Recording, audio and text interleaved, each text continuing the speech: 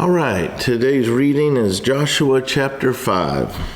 So it was when all the kings of the Amorites, who were on the west side of the Jordan, and all the kings of the Canaanites, who were by the sea, heard that the Lord had dried up the waters of the Jordan from before the children of Israel until we had crossed over, that their heart melted, and there was no spirit in them any longer because of the children of Israel. So the people of the land of Canaan know the Israelites are coming, and they are scared. At that time the Lord said to Joshua, "Make flint knives for yourself, and circumcise the sons of Israel again the second time."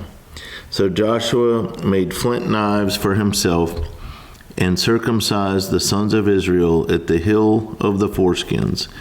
And this is the reason why Joshua circumcised them.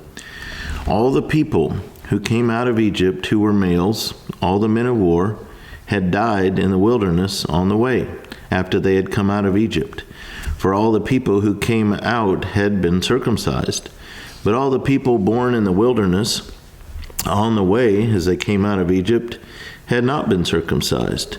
For the children of Israel walked 40 years in the wilderness till all the people who were men of war who came out of Egypt were consumed, because they did not obey the voice of the Lord, to whom the Lord swore that he would not show them the land which the Lord had sworn to their fathers, that he would give us a land flowing with milk and honey.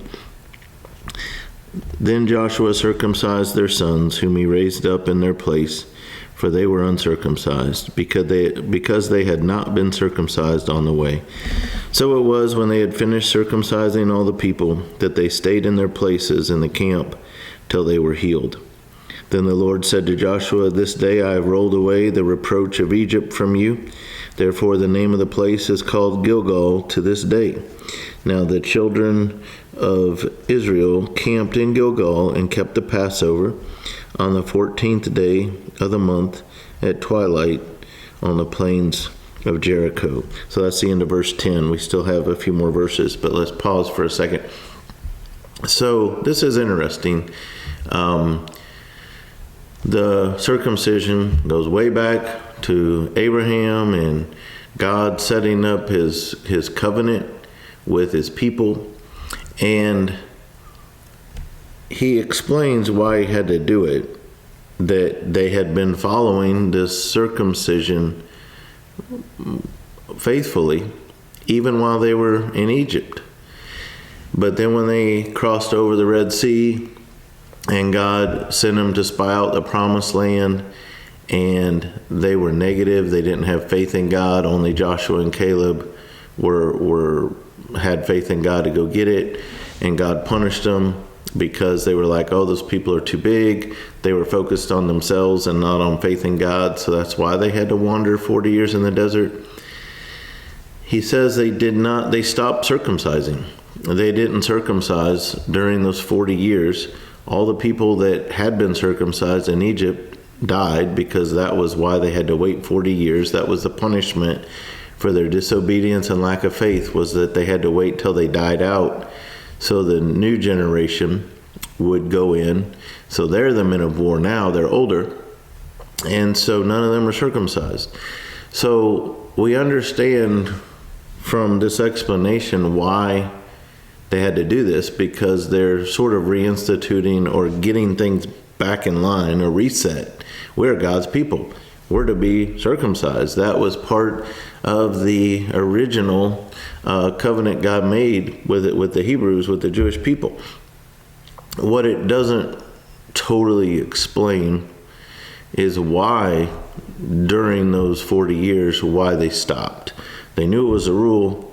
Why did they stop? And it could be just speculating that because they were under that 40-year punishment, it's almost like, hey, we're suspending some things, and then when it comes time to reinstitute, we'll resume that. But it's just odd because, they still had to follow all the worship rules, and it's not like they stopped other things. So that's just it's a little different. because normally it would have been done on the 8th day, a week after the child was born. Now, today, circumcision is done immediately because they give the infant male a shot of vitamin K, which clots blood, so they can do it immediately. But back then, they didn't know about all that. God had created us to naturally clot our blood at a week, because our body produces vitamin K at a week. It clots blood when we're a week old. But so why they didn't continue that, we're not told. So that's just want to point that out. And then it's interesting that right now they're observing the Passover. Well, that's what they had observed right before they crossed the Red Sea, where to show that they were gods, they would commit a sacrifice to God of an animal specified, and they would put the blood on the doorpost. And when the Spirit of God passed over the land of Egypt, those that had showed their faith in God would be passed over and spared, and all the Egyptians, even their animals, it was the death of the firstborn. And so that's why they continue to remember the Passover, is to remember that. And now they're doing the Passover at this time, which would have called all that to their attention of the past history and the importance of following God faithfully. So resuming verse 11, and they ate of the produce of the land on the day after the Passover, unleavened bread and parched grain on the very same day. Then the manna ceased on the day after they had eaten the produce of the land.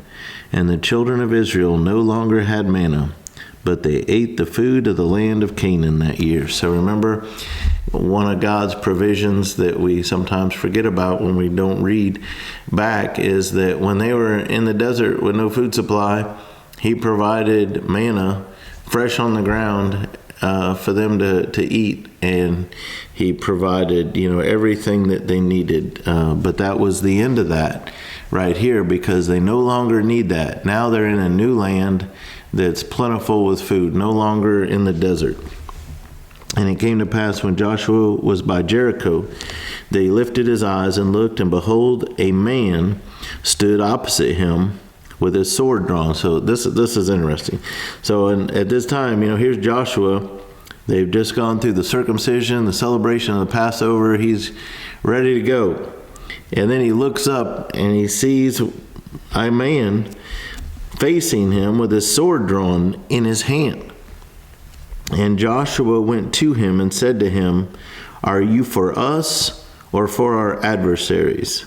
So he said, "No, but as commander of the army of the Lord, I have now come." And Joshua fell on his face to the earth and worshipped and said to him, "What does my Lord say to his servant?" Then the commander of the Lord's army said to Joshua, "Take your sandal off your foot, for the place where you stand is holy." And Joshua did so.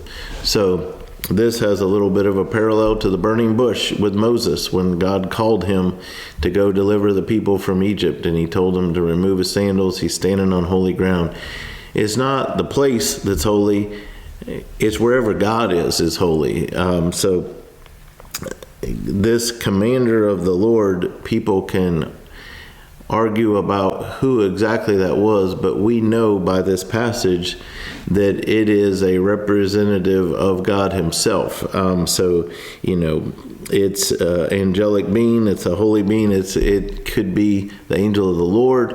It is God, or God's representative, and it's representing God as if God were right there. And it's really giving Joshua a reminder again, yes, you're the human leader of this people, but the commander of the Lord's army is the Lord. He is, God is the one leading.